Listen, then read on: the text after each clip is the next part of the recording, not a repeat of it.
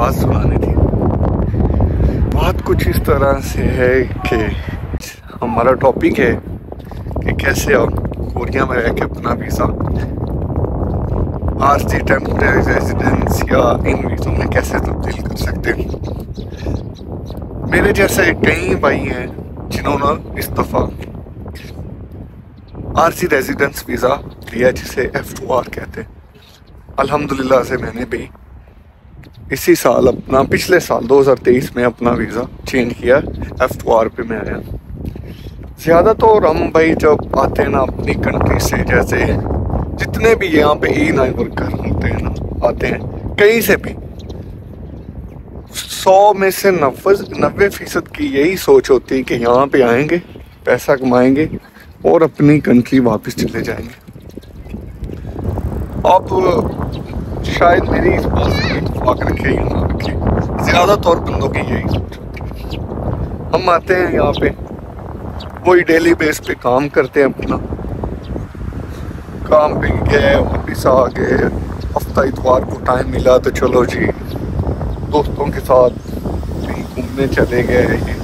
In activity में हम अपना काफ़ी टाइम जो है ना वेस्ट करते हैं। कुछ बंदों की सोच होती है कि हम जा रहे हैं, हम 5 साल लगाएंगे फिर वापस चले जाएंगे, लेकिन पता नहीं होता कि वक्त के साथ आपकी सोच चेंज हो जाती है। हमारे साथ भी लास्ट टाइम 4 साल पहले जो लड़के आए थे, कुछ लड़कों की शादी हुई थी, बच्चे थे, और उनकी भी यही सोच थी कि हम ये जो 5 साल लगाएंगे, 4 साल और 10 माह का वीज़ा होता है, ये पूरा करेंगे अपनी टर्म और वापस चलेंगे। लेकिन अभी वो क्या कह रहे हैं कि हम एक और दोबारा फिर आएंगे। अगर उन्होंने ये कोशिश की होती तो वो अपना वीज़ा चेंज कर सकते थे, अपनी फैमिली भी बुला सकते। अल्हम्दुलिल्लाह से मैंने अपनी फैमिली बुलाई हुई है ना कोरिया में। तो बात है ये कि भाई मैं आया और मैंने यहाँ पे कोरिया में 1 साल के बाद अपनी स्टडी शुरू कर दी। अल्हम्दुलिल्लाह मैंने 4 लेवल अपने क्लियर किए। उसके बाद ये F2R वीज़ा आ गया। जब ये वीज़ा आया तो इसमें रिक्वायर्ड थी कि आपके 3 लेवल से ज़्यादा होने चाहिए तो आप ये अप्लाई कर सकते हैं, और अल्हम्दुलिल्लाह से मेरे 4 लेवल थे तो मैंने अपना वीज़ा अप्लाई कर दिया। मैंने वीज़ा अप्लाई किया एजेंट के ज़रिए, जो उनको कोरियन मान में हैंगजूसा कहते हैं, उनके ज़रिए वीज़ा अप्लाई किया। तो दो कंपनियां मैंने देखी।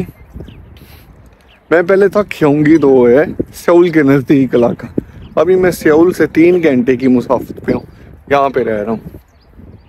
तो फैसला लेना भी मुश्किल होता है। एक जगह पे आपने 4 साल स्पेंड किए हूँ एक कंपनी में, फिर उसे छोड़ना थोड़ा सा मुश्किल होता है। लेकिन मैंने कहा फ्यूचर का जब मामला हो तो ये कदम उठाना पड़ता है। तो फिर जी मैंने 2 कंपनियां देखी सेम जगह पे ना, ये छोंगछोंग नमदू इनका सूबा, उनके अजीब बोरियोंगशी ना, मैं लिख के दूंगा प्रोनाउंसिएशन में अगर कोई दिक्कत होगी तो यहाँ पे पहले मैंने जो कंपनी देखी उसमें था वेल्डिंग का काम, ड्यूटी थी 8 घंटे। तो आपको आउट ऑफ यानी कि कंपनी में नहीं काम करना था, कंपनी से बाहर जाके भी जहाँ पे भी उनका वो ठेका या कोई ऐसा होता, कोई इमारत तैयार करने होते हैं, एंगल तैयार करना होता, तो वहाँ पे जाके भी आपको वेल्डिंग करनी पड़ती। वो मेरी समझ में नहीं आया, मैंने कहा नहीं मैं नहीं कर सकता। तो फिर दूसरी जो मैंने कंपनी देखी वो पीवीसी का काम था। पीवीसी टाइल्स बनती थी, जैसे कि प्लास्टिक और रबड़ को मिक्स करके ना वो बनती थी। तो उसमें मैंने एक्सेप्ट कर लिया। उसके बाद जो पेपर मेरे लगे वो थी मेरी एक जो 3रे लेवल की सर्टिफिकेट कह लें वो था। उसके अलावा 1 साल का जो आपका होता है कि 1 साल में इसने कितनी बंदे ने अपनी कमाई की है, टैक्स रिटर्न फाइल जो होती है वो थी। 1 अदद मेरा फ़ोटो था, E9 कार्ड था मेरा, जो पहले E9 जो था ना कार्ड वो था।